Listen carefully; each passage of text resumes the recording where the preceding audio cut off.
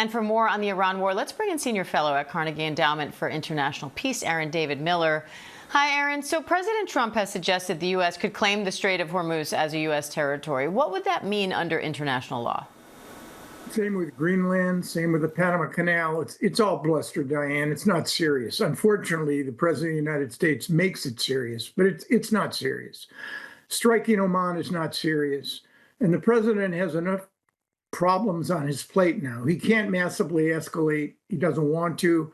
He can't concede control or even limited sovereignty over the strait. So Scott Bessent is about to announce, we're told, he said this last week, a new round of punishing sanctions. And if he's serious about this, including essentially imposing secondary sanctions on any country that does business with Iran. In short, if you buy any Iranian oil, we will cut you off from the U.S. financial sector. If that happens, and the administration goes that far, including key Gulf states, including China, not to mention the Europeans, it's going to severely damage the Iranian economy. Whether it's enough, frankly, to get the guys who are running the railroad in Tehran to change their positions, I doubt it. How much leverage does Iran actually have by restricting traffic through the Strait of Hormuz?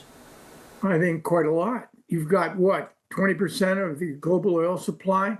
5 to 8 million barrels are getting through various ways, including an additional 4 million on an east-west pipeline from the Saudis.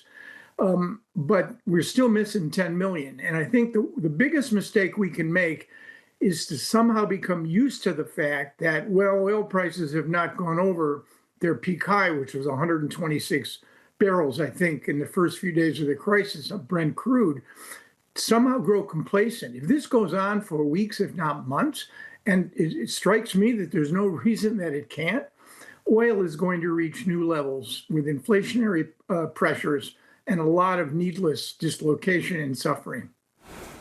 Now that the 60-day window established by the MOU is closed, what do you see happening in the next 60 days?